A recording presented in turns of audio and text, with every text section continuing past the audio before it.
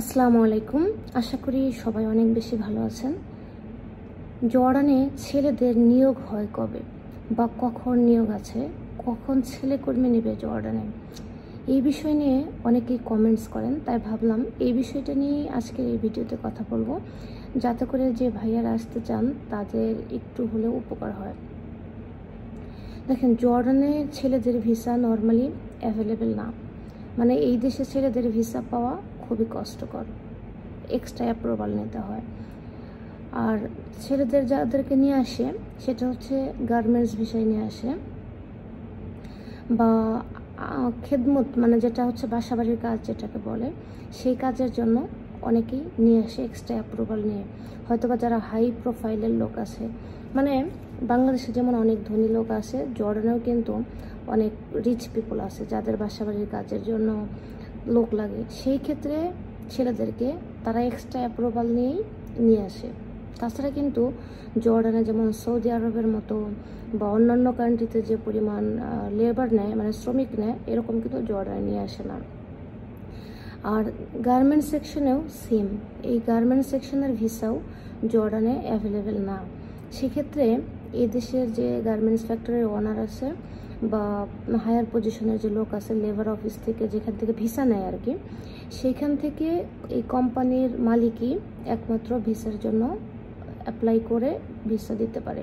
আর সেটাও রেয়ার। ধরেন যে কাজগুলো মেয়েদের দ্বারা সম্ভব নয় একটা গার্মেন্টসে, সেই সব পজিশনেই নর্মালি ছেলেদেরকে বাংলাদেশ থেকে আনে। তার মধ্যে অন্যতম একটা হচ্ছে মেকানিক, বা অনেক দেখেন বাংলাদেশিরা যেখানেই যায় সেখানেই কিন্তু মানে একটু দুর্নীতির ছোঁয়া লাগায় বা শর্টকাট খুঁজে।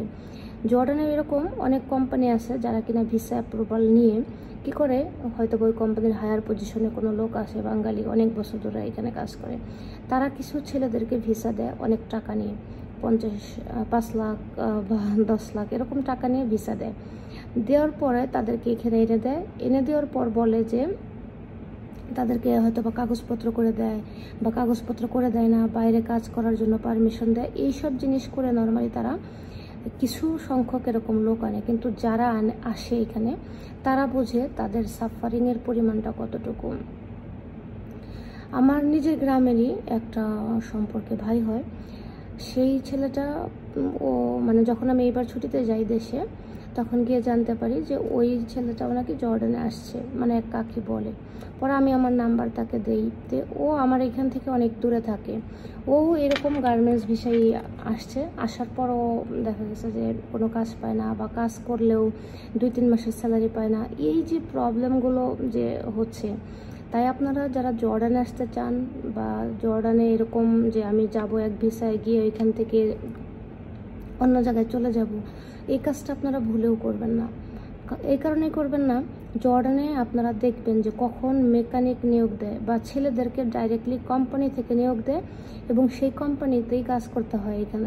এখান থেকে যদি কেউ একটা কোম্পানিতে আসার পর চলে যেয়ে ভাবে, স্বপ্ন দেখে যে আমি অন্য কোম্পানিতে চলে যাব, বা মনে করেন যে আমি অন্য জায়গায় কাজ করব, ফ্রি কাজ করব, এটা কোনো সুযোগ নাই, তখন এই কোম্পানি আপনার নামে কেস করে দেবে আপনি যদি এখান থেকে যাওয়ার চেষ্টা করেন বা চলে যান।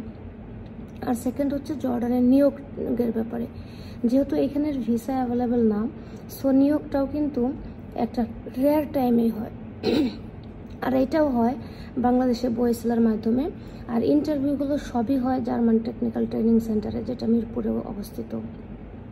সো আপনারা যারা এখনও ভাবেন যে জর্ডানে নিয়োগ আছে কিনা, আমি যেতে চাই, অপারেটর নেয় কিনা, তাদের উদ্দেশ্যে বলছি যে আপনাদের সবারই চোখ কান খোলা রেখে জার্মান টেকনিক্যাল ট্রেনিং সেন্টার বা বয়েসেলের মাধ্যমে আপনাদের অলওয়েজ খোঁজ রাখতে হবে বা নিতে হবে যে কখন নিয়োগ দেবে। সো দালালের প্রতারণার শিকার হওয়া যাবে না, কারণ দালাল আপনাকে বলে দিতে পারে যে এখন লোক নিচ্ছে, করছে, ও করছে। আপনি এটা বিশ্বাস না করে আপনি নিজে গিয়ে খোঁজ নেন কখন লোক নেবে, যদি আসতে চান আর কি। আর মেকানিকের কাজ শিখেন, মেকানিকও নির্দিষ্ট একটা টাইমে যখন জর্ডানের দরকার হয় তখন এরা নিয়োগ দেয়। সো এই পজিশনটারই অনেকটা চাহিদা আছে। এই কারণে আমি বলবো যে আপনারা কাজ শিখেন, স্কিল ডেভেলপমেন্ট করেন। আশা করি আপনাদের এই ভিডিওটি ভালো লেগেছে, যে জর্ডানের নিয়োগ কখন হয় ছেলেদের বিষয়ে। যদি ভালো লাগে শেয়ার করবেন। চ্যানেলটিতে নতুন হয়ে থাকলে সাবস্ক্রাইব করবেন। সবাই ভালো থাকুন, সুস্থ থাকুন। দেখা হবে আবার অন্য একটা ভিডিওতে, অন্য একটা টপিকস নিয়ে। আসসালামু আলাইকুম।